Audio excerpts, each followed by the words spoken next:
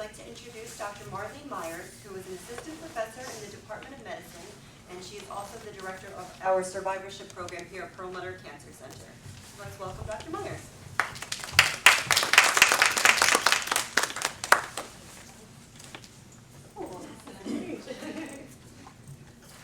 Hi everybody, welcome. And I see some familiar faces out here. We have a really, really great special evening tonight. You're really going to love it. And I'd like to just say a few things about our presenter. So highly regarded as a thought leader and agent of change and a visionary advocate, Dr. Weiss is the founder, chief medical officer, and guiding force behind breastcancer.org. Dr. Weiss is a breast oncologist with more than 25 years of active practice in the Philadelphia region. With her passionate and steadfast approach to informing and empowering individuals to protect their breast health and overcome the challenges of breast cancer, Dr. Weiss is a powerful voice in the breast cancer space. Dr. Weiss currently practices at Langone Medical Center, where she serves as Director of Breast Radiation Oncology and Director of Breast Health Outreach. Dr. Weiss is also the author of 4 critically acclaimed books and often consulted by both print and broadcast media. She's been a repeat guest on ABC's Good Morning America, NBC's Today, CNN's Medical Features, and the Dr. Oz Show.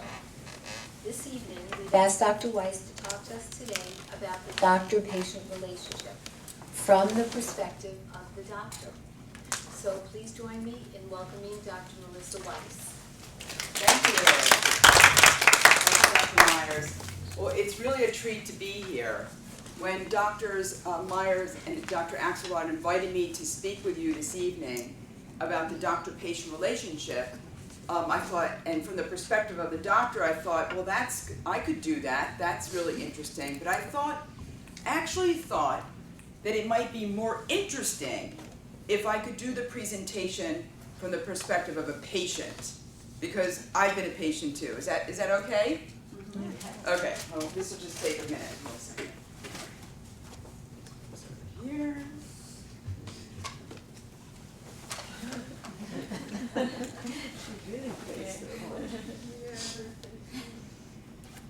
minute. Okay.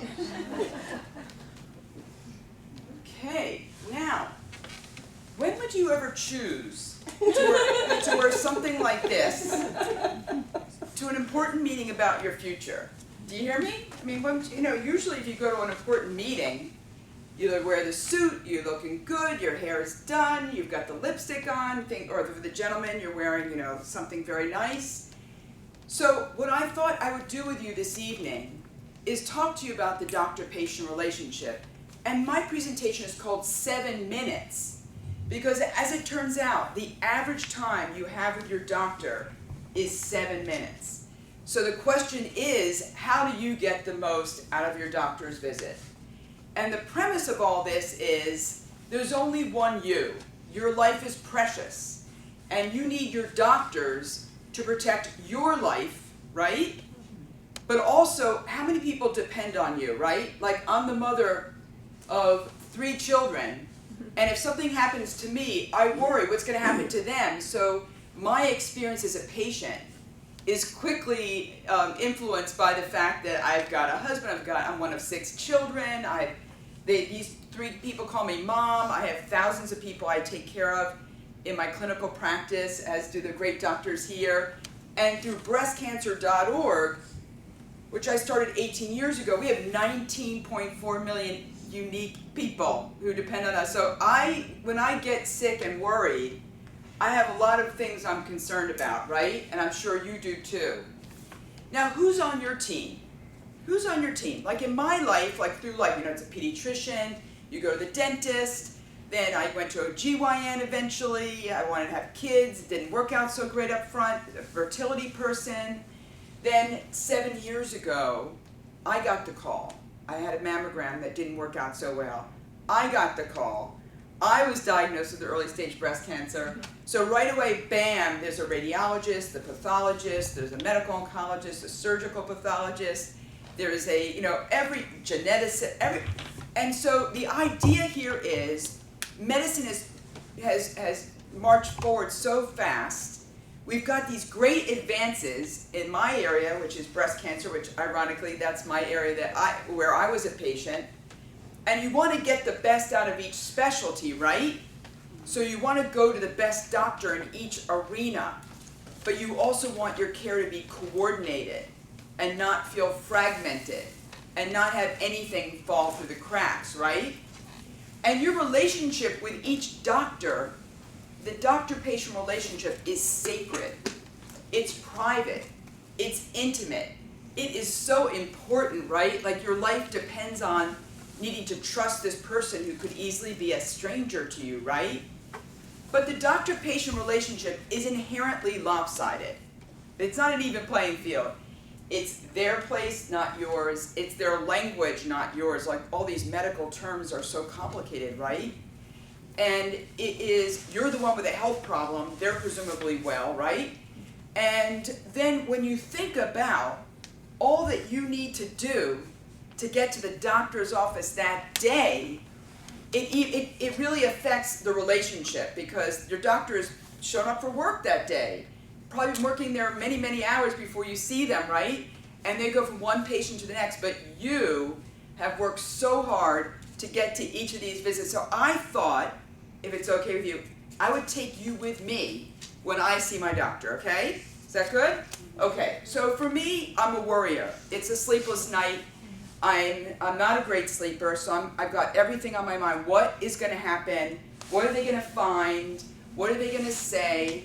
And that's the night I see my husband the most. He's sleeping, wondering how is it that he can sleep through the night so easily and I can't. Then the next day, you shave your legs, you gotta get ready, right? And that's why we all wear pants in the winter time, right? That's right? Okay. So I went to my gynecologist once, and I was in this flurry of getting ready, and I go to the gynecologist, and I'm in the gown. I looked down, I had shaved one leg, not the other, and I was like, it was not pretty. Okay, so what if you have your period? Do you go or do you not go? Do you know that when women have their period, that's a big reason why they don't go to the doctor, why they just don't show up? That's not a reason not to go, but that can influence how you feel about going to the doctor that day. What do you wear? Is it time for leopard? Does it matter? Because by the time you see your doctor, you're wearing something like this, right? All that effort you went into picking out the clothes, no one's going to see it. My mother said to me, she's an older woman and a New Yorker, and she says to me, what do you care, what does it matter what you wear when you see the doctor? You're young, you're cute, anyone would want to take care of you. What about me? I'm old, I'm a lumpy old bag, who would want to even bother? Like, whoa, Mom, like if you feel that way, that's going to affect how people respond to you. So you're going to have to change that up if you want the doctor to take you seriously and protect your life in just as big a way as he or she would for someone who is younger. Now, how many of you then have to fight traffic just to get to the doctor's office on time? And you show up at the front office and the people, you're standing there, it seems like no one seems to be seeing you, right? Maybe someone got married the night before, maybe someone's daughter got engaged, maybe it was a long night, maybe someone had a fight. I don't know, I don't really care. But, getting people's attention to come see you. Okay, so then they ask you for your insurance information, all the information you've given so many times before, and you thought you were organized and you're fishing through your bag trying to find that information she's seeking, and then you wait, right? You wait, and you wait some more, and you wait some more, and sometimes you think what the hell? What are they doing? Playing poker or something? And then you wait some more. And then someone comes and bellows your name out over a waiting room. Now, I'm from a big family, a big noisy family, mostly New Yorkers. And in 1997, there was an article that came out that said, if you're Jewish and you've got a lot of cancer going on in your family, certain types of cancer, there's this thing called the breast cancer gene that they just discovered. And you might want to know about this, or at least at that point, 1997, participate in clinical studies so we could understand this issue better, so we can help people better. So I I talked to my mother and I said, well, didn't Aunt Phyllis have like, breast cancer or something? Yeah. And didn't you say someone, and my mother said, yeah, and then it turns out there was one relative of mine that had breast, ovarian, colon cancer. She was Jewish, and I think, oh my, we have the gene in the family. So we went and got tested. This is 1997, and I'm in a room like this, literally like this. I enter the room, and I'm invisible. People know me in the Philadelphia area and some other parts of the world. I come in, and with my mother, we go to the waiting room of this big center to get tested. And I slipped by volunteers that I had taken care of, and I just wanted my own privacy, right? I need privacy too. So I go and I sit in the back corner, and I hide behind a newspaper, and someone comes out and on a loudspeaker announces my name in front of everybody. Well, say goodbye to privacy, say goodbye to HIPAA. We try to do things better. There's certain things in medicine we can't solve yet. We can always do better, but that's an issue. Privacy is an issue that we all need to really protect. Okay, so you're there, and now the nurse comes to get you, and this is, oh God, this is this person who you really want to talk to her because you want to, you can ask her anything, or you can tell her what, find out the inside scoop, like how long is a wait going to be, or, am I going to get my results back today, or whatever it is. And then she kind of kills that good feeling, puts you on a scale, right? Okay, so she leaves. And I'm at the paper towel rack. I am getting rid of any extra sweat because I've been like running to get there, right? And I would, God forbid, the doctor should examine me and there should be, it should be uncomfortable for them. Okay, so now you're waiting again, right? And this is all part of the doctor-patient relationship, why it's so uneven, right? So you're waiting here. And there is that chart there on the table. Now this is before electronic medical records, but still a lot of places still have charts. And you look at that chart and you think, well, maybe there's the answer in there that I was looking for. I wonder what's in there. And you're allowed to read your chart. That's okay. It's just when the doctor walks in, it can be a little embarrassing. Now, sometimes when the doctor walks in, the doctor looks so young, like that you think, like, how can this person have the knowledge, the experience, the judgment, to take care of little old me, like how can this person, this little pipsqueak, and we're here at a teaching hospital, and I'm sure if you've gotten your fine care here, you're meeting all kinds of people. And by the way, we doctors, we don't get out there we don't get out in the sun. We're working all the time, we're studying all the time, so we don't get sun exposure. So we usually look a little, except for being tired, we can look a little younger sometimes than we really are. Okay, sometimes when the door opens, the whole team is there, and there's just little old you, and that can be overwhelming. I think it's a good idea that for the doctor come in to say, introduce each person on the team, and if there are too many people, well, maybe they shouldn't bring them all in. And it's also true that you may be in a situation where you have sensitive information that you want to talk about, and you don't feel comfortable sharing it with all these strangers. Who are all these people? Okay, so what do you do, right? What do you do? Well, you can bring your own ratio. See, so if you feel like you're not empowered, you can bring a few people with you. Now, there's a problem with this. There's a problem with this, which is, what are some of the problems with that? You tell me. Privacy is a huge issue. Because your doctor is not allowed to share information to anyone else besides you unless you have written permission. So if you bring all these people in there, you might think it's implicit, you might think it's understood that if you brought them there, it's okay to talk about anything, but we doctors can't assume that, right? And sometimes sensitive information comes up that you don't want anyone to know about or talk about later, right? And then you got some pushy friends that have their own problems. They want, yeah, doctor, what do you think about this thing over here? Like, my aunt, she had a problem, and she almost died from the treatment. These things happen all the time. So you need to decide carefully who you bring with you. And you need to let your doctor know what he or she can reveal in front of these people. And it's good to introduce these people. And of course, anyone going with you needs to understand that you're in charge. This is about you, it's not about them. And if you do assign them a role, like let's say there's some questions you don't want to forget to ask, and you want to make sure that you get around to it, you can say to one of your friends, can you make sure that that's your job, like you're going to handle that. So you gotta like make it, it's not an easy decision, but you gotta choose wisely who you bring with you. And if you don't want to bring them in the room, thank them for bringing them with you, for getting you there, but they can wait out in the waiting room, that's fine. Okay. Now, I think that when you start any important meeting, you should greet each other. You should say hello, how are you? It's a way people show respect. I remember when my kid was sick, and I called the pediatrician's office, and they were so nice, they let me come in. The kid was like, 103 temperature, shaking, he was sick. So I get to the doctor's office, and we waited an hour in the waiting room, and I was like, oh God, please help us. I know they were letting us in, I was grateful, but I was also waiting a long time with a sick kid. So then we get into the exam room, and I thought his regular doctor was going to be there, and that was my assumption, but maybe it obviously wasn't correct, because after we're waiting for another half an hour, the door opens and this guy comes in like this, reading his chart, never looked up, never introduced himself, and my kids started getting upset. I started getting angry. It just came up and out of me like, how come this guy doesn't even introduce himself? So what I did was I stopped the conversation. I said, excuse me, I just want to say thank you for fitting us into your schedule.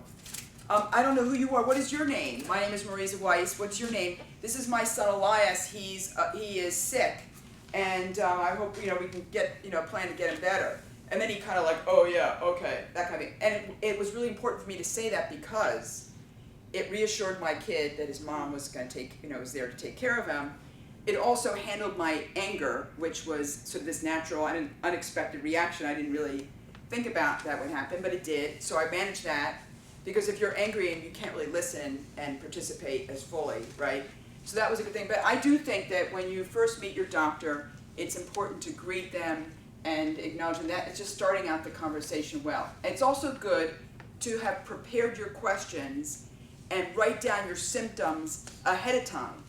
Because if you don't have them ready and you start looking for them on the bottom of your pocketbook or in your bag, or you find it and you can't read it because you wrote it down so quickly, or you're nervous, you're not going to get the answers to your questions. So you want to do this work ahead of time. And you want to let your doctor know what's on your mind, how he or she can be most helpful. Like I had a patient who came to see me. I've taken care of her for years. And I'm saying, Mary, how's it going? I'm talking to her, and I just felt like we weren't connecting that day. And I said, Mary, what's going on? What's on your mind? And she said, what about the bone scan? I said, what bone scan? And she goes, I saw Dr. Cohen last week. He ordered a bone scan. What's the bone scan? Whoa, Mary, I didn't know you saw Cohen last week. I didn't know that he ordered a bone scan. Please let me know right up front, what's on your mind so we can tackle that immediately and get on to other things. Now, this is really important. After you ask a question, you have to stop and listen to the answer. Because this is a relationship that you have with your doctor. If that question was important to you, and you put the most important questions at the top, not knowing exactly how much time you're going to have, right? But you got to give your doctor airtime. You got to it's a relationship. You can't ask a question and then just keep talking on top of the doctor.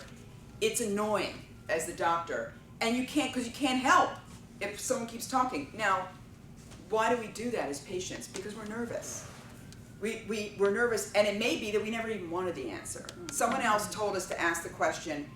We don't really want to know. We just ask the question, and we want to keep going because it's a scary answer that we don't want to hear, right?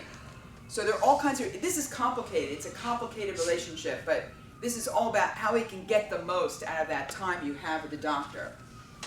So as I said, after you ask the doctor a question, you stop and listen to the answer, and then you thank the doctor for spending the time answering the question, because if you reinforce the relationship in this positive way, you'll get to more of your questions on your list. Now, sometimes you have too many questions. And it's okay for a doctor to say, look, these are really smart questions. We don't have enough time to go over all of these questions today. Some of these questions will be better answered by another doctor who's got more expertise. Like, people see me, they want to know, they'll say, what's going to happen with surgery? I'm a breast radiation oncologist. They want to know what to expect when surgery happens, how long they're going to be put out.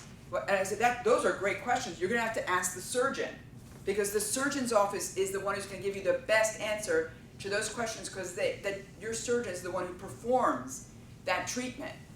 You know, whatever, related to anti-estrogen therapy, the Arimidex, tamoxifen, whatever. You know, I will say that's a really good question. I can hear you. You're suffering with side effects. This is a really important conversation you need to have with a medical oncologist. So, you know, you want to, or if there are a lot of questions that relate to the area that the particular doctor is in charge of, then you can make an arrangement for another appointment or a phone call or something else, another way to get to the important questions on your list. Of course, you know that when some questions are answered, new questions come up, right? Because it's a conversation. So that's why, you know, you want to make sure you put the most important questions at the top. And again, you might be making an appointment for making another appointment to get more answers. Now, it is hard to listen, understand, and remember what the doctor said when you are anxious and worried. The actual part of the brain that experiences anxiety and fear actually blocks your ability to listen and remember.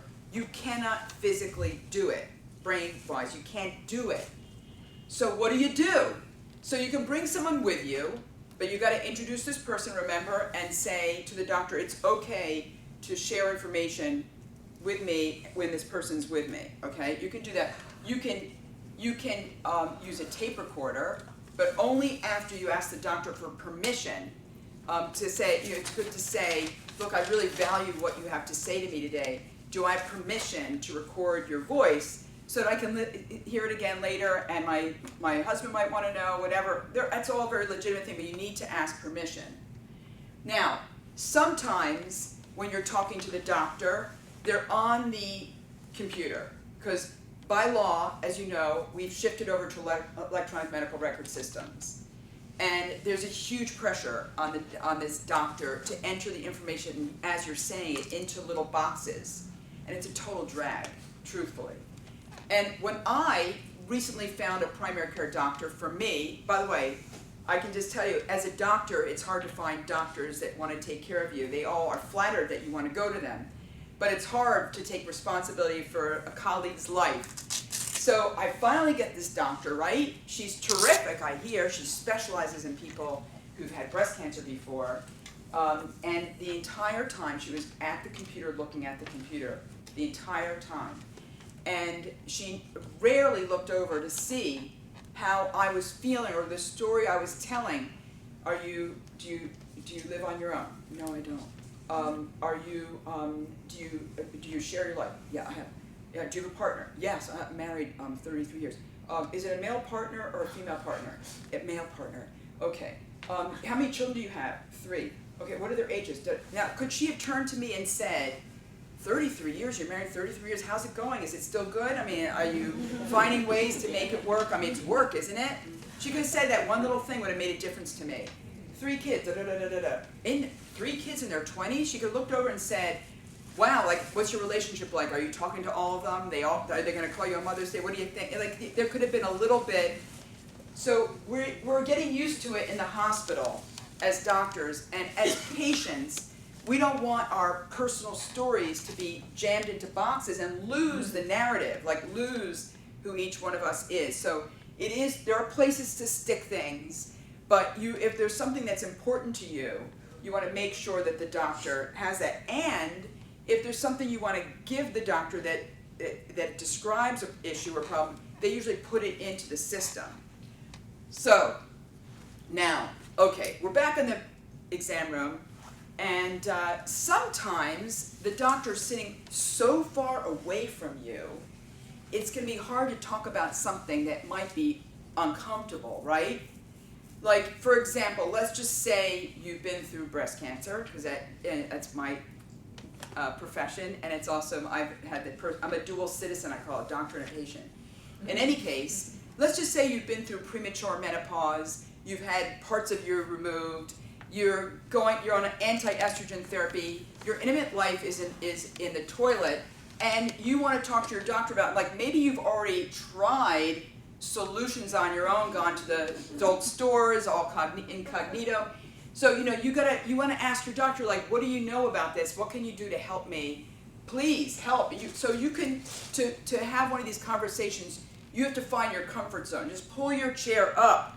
Pull your chair up a little bit further. Is this where you are? Or do you want to be on his lap? You have to decide. Okay, now, sometimes you're talking to the doctor and you are just so overwhelmed with everything. You just feel like a kid again. Like you want your mommy. Like you want someone to be there and just take you by the hand and make you feel better, right? And sometimes you're talking to him and he's there and all of a sudden a phone call comes in and your appointment is interrupted while you're in the room. Well, that's, if it's about you, that's great. Like if he needs information from the surgeon or the medical oncologist or whatever about you, hey, I can just tell you, it's hard for us to get in touch with each other also in our busy days, and it's hard for us to get in touch with you, because you're busy too, right? So if you can land a call about you while you're there, like, amen, hallelujah. But I was with my doctor and the BMW dealership called, and he had a big decision to make about his tires, and in between the time he was talking to the tire man, he would try to pick up the conversation with me so I didn't feel so neglected.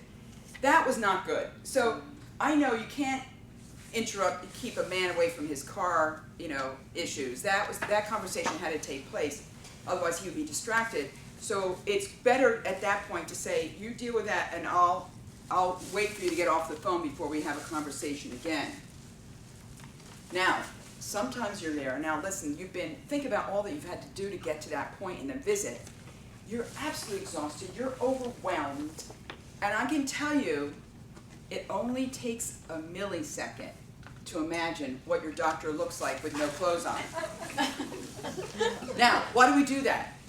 Because it is impossible to focus on difficult issues over an extended period of time without getting distracted. And your mind will take off. It will go somewhere because it just can't deal. And during the whole time that your mind just went somewhere, you didn't hear what the doctor said, so you can miss out on what the train of thought is, and then you try to jump back into the conversation. And it's okay to say, whoa, what you're saying right now is really important. Can you back up a little bit, repeat what you just said? I really want to make sure I capture it. Now, okay, so we've had a chance to talk, and now it's time for the physical exam. I have a messy house, because I grew up in a messy house. I have 3 jobs, and I can't do everything. But the doctor's office has to be clean, and I like to see my doctor wash his or her hands before they touch me. And so it's great when they do that. I think it shows that they take their profession seriously and all of that. And if I see them coming towards me without washing their hand first, I say, you know what? What I really like about you is you always wash your hands before you touch me. And then they go, of course, yeah, absolutely. And they go back to the same and wash their hands. It's a reasonable thing to do. Okay. So, it's time for the physical exam. Now, I don't know about you, but that GYN examination is extremely embarrassing. Very embarrassing. And I remember when I was giving birth to twins at Penn, where I had been to college medical school residency, I was on staff there at the time. I had 40 people in the delivery room. Some of them I had been to medical school with, training with, and everything's showing, right? I was humiliated. But of course I was also delivering twins, which was a very difficult task. And so what I did in that moment, I figured out what I did in that moment was I just imagined the doctor in stirrups. I felt fine about it after that, just a little mental game. So they had a chance to talk, you've been examined, you're dressed again, and now the doctor is about to tell you something. Pull it all together, right? And I'm there and I'm looking up at his face and I'm thinking like, oh my God, he looks so serious. Like something terrible must be going on. And that's it. My mind goes, I'm dead, I'm buried, right? By this point, I'm sitting there. There's my husband with another woman, that bitch. And I look back at this guy, and of course I completely miss what he's saying, right, during this whole time. And then I start to hear what he's saying, and I realize, wait a minute, this guy, he's really smart. He listened to me. He thought about my situation. He pulled together the information. He's got good judgment, and I just feel so taken care of. And I think that one of the amazing things about the doctor-patient relationship is, and particularly if you've had a serious medical problem, is the gratitude that you feel. Have you had that experience? The gratitude, the really deep gratitude you feel when somebody is taking care of you, and you really feel grateful for that. So I think that excellent care requires, of course, the knowledge, the judgment, and all that, but it also does require excellent communication. And it's not just between you and your doctor, it's also between your doctor and other doctors. Like, you want to know that your doctor's going to jump on the phone and call the other doctor to straighten something out or get clarity, or really make it clear what the next step is going to be, what the situation is. And and if you get a test ordered either by a prescription blank or on the computer, you want to make sure that all the doctors that are on your team get a copy of your report, so that everyone's on the same page, so there's continuity of care. And most of the time you're not in the doctor's office, right? 7 minutes, you see your doctor only a little bit every once in a while, but you may need to call in and call in for information. So if you do call in, you need to make sure that you are so specific: who you are, the right spelling of your name, your birthday. You want to know, why are you calling? Is it a test? What test? Where was the test done? What day was it done? You want to get that information. You want to share how they're going to get in touch with you. By phone, is it cell? Is it by phone? Is it by email? If someone else answers the phone or there's an answering machine, can you leave a message? Because it's many of us doctors, we work so late in the day, by the time you get out, it might be too late to call you. And if you said to the nurse when you called in, or the receptionist when you called in, you go, no, just have Dr. Weiss call me, just like, fine. And they say, well, what are you calling about? No, it's okay, just wait. And then it's fine, just have Dr. Weiss. Then I called at the end of the night, and she goes, well, can you get the results of my test? Like, if I had known why you were calling, I would have been ready with the answer that you needed, and my team that I work with would have helped me be ready. So it's always good to be specific about why you're calling and all that. And if it is so private that you can't share it with somebody else, then you need to be a little bit more flexible with when that person calls back, or maybe sometimes it's good to make an appointment to have that get that information. Here's an example of a doctor who was so great with communication, but the language failed. This happened to a patient of mine. She gets a phone call. She gets this letter in the mail on a Friday, which said, "Dear Mrs. Smith, I tried to call you both at home and at work, and I was unable to reach you. I want to advise you that your CT scan showed no evidence of cancer." Great. It just aseptic necrosis. So she had no idea what aseptic necrosis was, and she didn't know another place to find it, and all weekend long she was worried about aseptic necrosis, and the doctor happened to went on vacation, and so it was Monday that she called me because I was the only one around, and so all of that could have been helped if the language the correct language was used, or a different form of communication. Second opinions. Breast cancer diagnosis and treatment, and any other problem that maybe someone in this room has, it's complicated, right? And you're making a big decision that you have to put in place. You may want to get another opinion so you feel more confident and knowledgeable about the course you're taking. It's also true that if you're not so happy with your doctor, you may choose to get a second opinion because you're shopping for somebody else. And you don't want to give up your first person until you find the next person. Has anyone ever experienced that? Yes. Okay. Now, I was in a situation many years ago where I had had a number of miscarriages. And I loved my OBGYN, but I found out that I had some funky antibody. So they thought, well, who's the antibody expert? Well, it wasn't my doctor. So here I was, I had a few miscarriages, I wanted a kid, and I wanted to go to the expert in the antibody who specialized in this problem. So I didn't know what to say to my doctor to explain that I was going to go to somebody else. And I remember I actually wrote it out, and I called him up and I said, Dr. Weinstein, you know I've had this problem. Oh yes, Marisa, I know you're having the problem. I know this is so important to you. Yeah, and you did see that antibody, the anticardiolipin antibody thing that came out. Oh, I did see that. Well, he said to me, Marisa, you should see Dr. Jones. And I said, really? Yeah, why? He goes, because Dr. Jones specializes in the antibody. And I said, well, okay, well, I guess I should do that. I had rehearsed it, that I was going to tell him that I need to see Dr. Jones. But instead what happened is that he told me to see Dr. Jones. Well, guess what happened? I felt so rejected. I hung up the phone. I was so upset that he just pushed me off on Dr. Jones, just like that.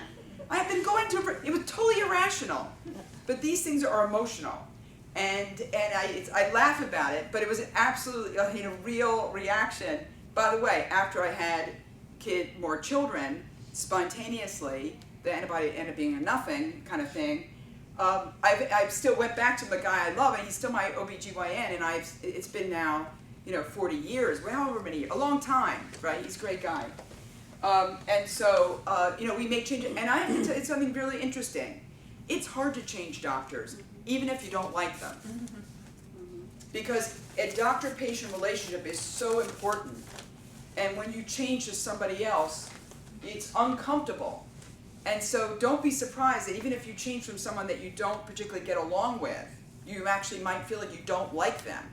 It's still hard to find somebody else, because these are really important relationships. Now, the question is, what do you look for in a doctor? What do you look for? You want someone who's going to take you seriously, right?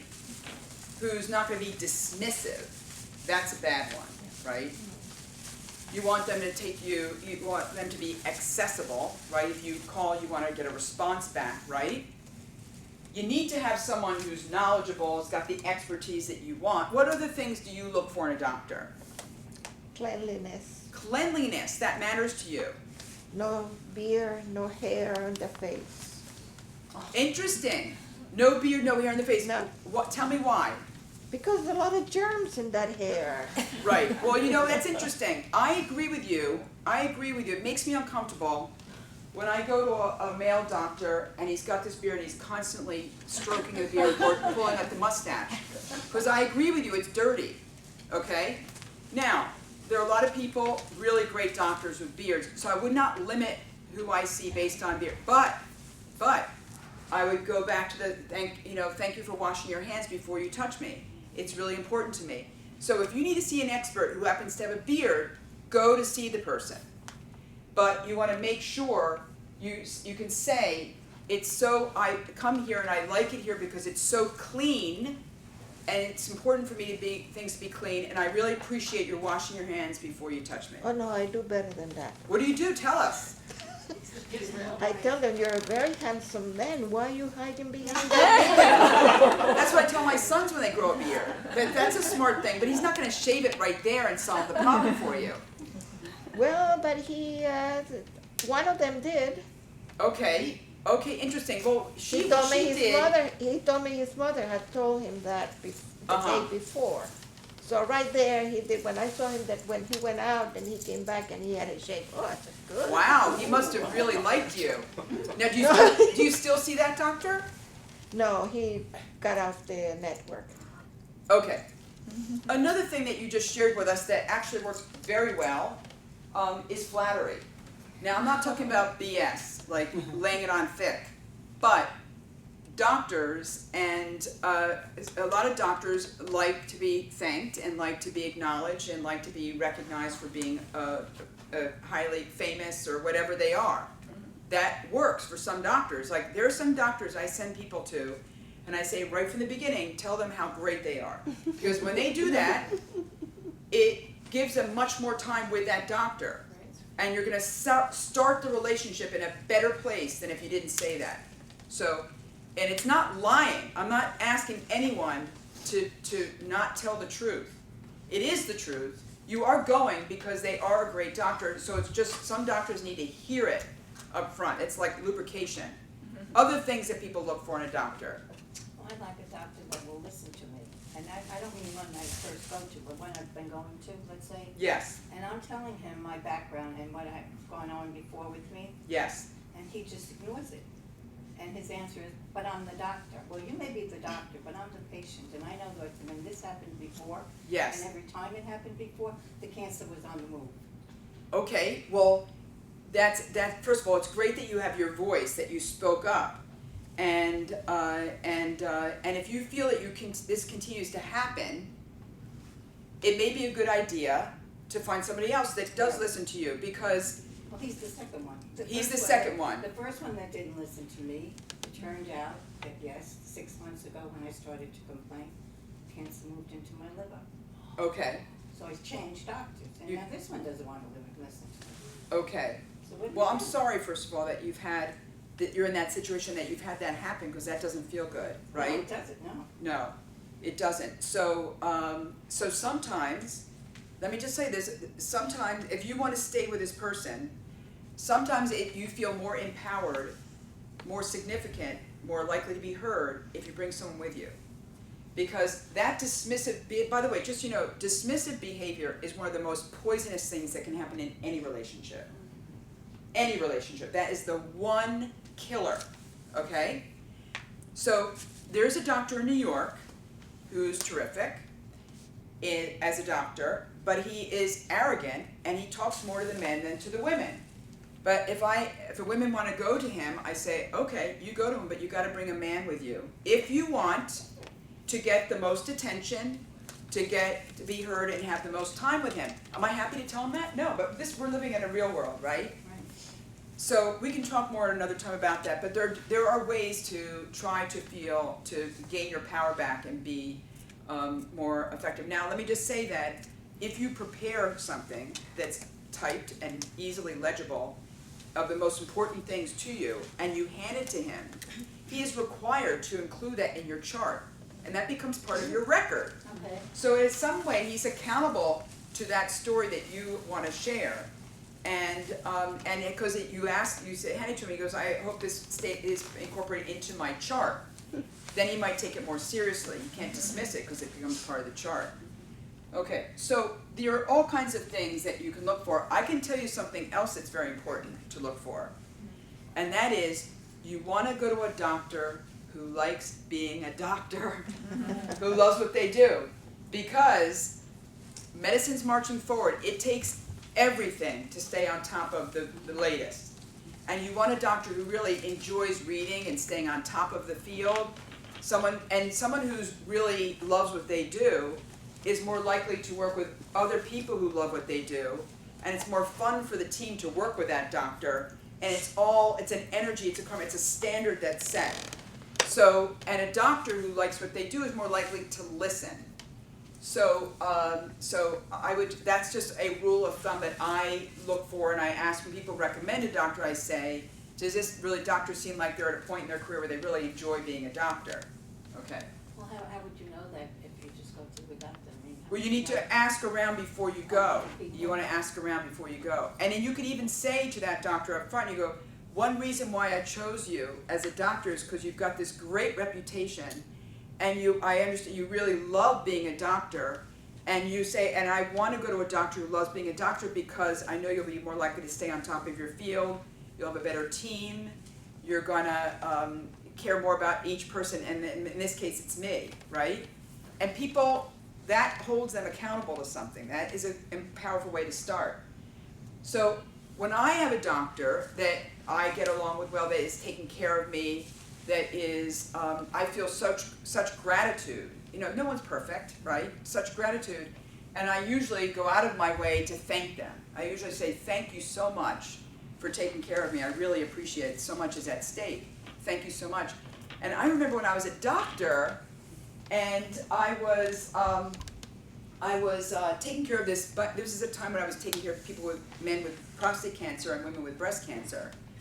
And I had this guy I was taking care of for 8 weeks at the time, and he was a man of very few words. Each week I would see him while he was under treatment, and I'd say, how you doing? Good. How's it going? How's your family? Fine. You see the Eagles game the other day? Yeah. How was it? You watch it? Yeah. How was it good? Yeah. Yeah. So, and it was like I was trying to relate to him.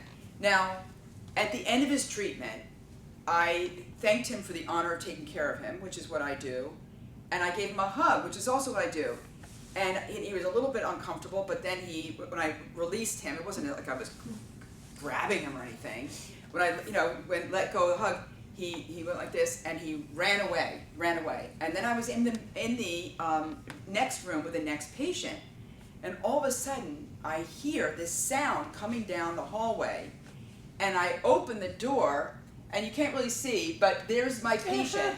He'd gone out to his car, he put his mummer's outfit on, and he'd come down to thank the staff for the care, and me for the care that he received. So you never know, some of us are people of few words, but you never know but how someone's experiencing things. But we do know that the doctor-patient relationship is sacred. It is so important, your life depends on it. And it's a relationship, something that we need to work on over time so that you get the best care possible. And one of the things that we do at breastcancer.org, which is my nonprofit organization, we are open 24/7. I started 18 years ago. And we have over 19 million people that come to us from around the world, 246 countries or so, is we try to help you get ready for your doctor's visit. Understand the weird words we use, HER2 oncogene, oncotype, whatever these heavy-duty words, so that when you do go to the doctor's office, you kind of know what the words mean, you've seen them before, and that you are ready to ask the questions that are relevant to you. And we also have this huge community where people connect with each other. We actually have 200,000 conversations that are going 24/7 that we moderate. We have moderators around the world that support, make sure that everyone feels that it's a safe therapeutic environment. So I want to thank you for your attention tonight. Thank you, Dr. Axelrod, also Dr. Myers and Rachel, and our videographer back there. And thank you for being a great audience. And I think I'll stop here and take any questions. How much time do we have for questions? We have time for questions. So, thank you very much for listening to me and listening.